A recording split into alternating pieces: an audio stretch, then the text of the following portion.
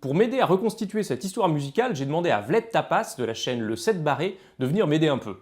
Salut Vled, tu nous présentes ta chaîne? Salut David, alors oui, c'est dans mes cordes. C'est drôle parce que il y a des instruments à cordes. Or donc, le 7 barré, c'est la chaîne d'un musicologue passionné par son boulot et par le jeu vidéo. C'est moi. J'y fais pas mal d'analyses de thèmes vidéoludiques, mais aussi des vidéos sur des sujets musicaux un peu plus généraux. Par exemple, dernièrement, j'ai sorti une nouvelle série qui parle de la voix, vu qu'il s'agit de mon instrument principal et que je l'enseigne. Et puis sur cette chaîne, je fais de la musique aussi, plein, parce que je serais super triste si j'étudiais la musique sans la pratiquer. Et voilà. Alors allez vous abonner à sa chaîne et maintenant que les présentations sont faites, on peut y aller.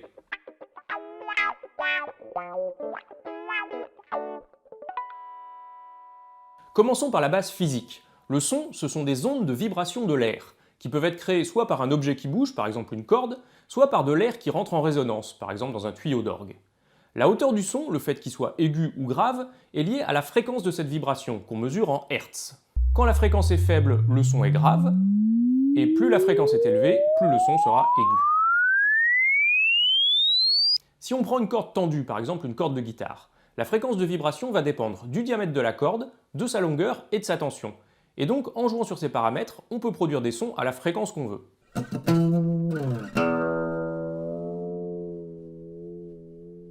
Imaginons que la musique n'existe pas, qu'il n'y ait pas d'instrument, pas de notes, pas de do, ré, mi, fa, sol, rien du tout. Est-ce qu'on peut créer un instrument qui sonne bien juste à partir de principes physiques? Eh ben, on va essayer. Supposons qu'on ait juste une seule corde tendue, ou bien un seul tuyau d'orgue, si vous voulez, qui produisent un son à une certaine fréquence. On va prendre ce son comme base. Et pour la suite, peu importe cette fréquence de départ, ce que je vais raconter va fonctionner. Mais pour simplifier les calculs, on va imaginer que cette fréquence de départ, c'est 440 Hz. Ceux qui connaissent la musique savent peut-être que cette fréquence, c'est ce qu'on appelle normalement un La. Mais on a dit qu'on allait repartir de zéro et oublier toutes ces conventions. Donc cette note, on va simplement l'appeler note numéro 1. Bon voilà, j'ai un instrument avec une note. Ça va être dur de faire de la musique avec ça. Alors comment je fais pour créer d'autres notes? On va partir de principes physiques. Quand un objet vibre ou bien une cavité résonne avec une certaine fréquence f, il vibre aussi naturellement toujours un peu à la fréquence double, 2f. C'est ce qu'on appelle la seconde harmonique. Donc notre corde initiale qui vibre à 440 Hz, elle produit aussi naturellement un peu de son à 880 Hz. Donc si on ajoute à notre instrument une corde supplémentaire faite pour vibrer à 880 Hz, cette nouvelle note, elle sonnera bien avec la première qu'on avait déjà. Et cette harmonie entre les deux notes, elle va aussi fonctionner avec d'autres systèmes de production du son. On peut regarder par exemple ce que ça donne avec un tuyau d'orgue.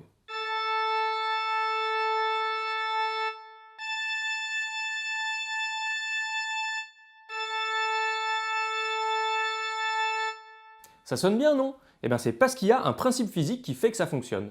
Et ça sonne même tellement bien que pour notre cerveau, ces deux notes, c'est quasiment la même. On dit que la deuxième note, c'est l'octave de la première. Mais cette nouvelle note, on peut à son tour doubler sa fréquence pour obtenir une note de fréquence qui est le quadruple de celle de départ, qui sonnera bien aussi avec les deux autres. Puis à nouveau pour obtenir 8 fois la fréquence, etc.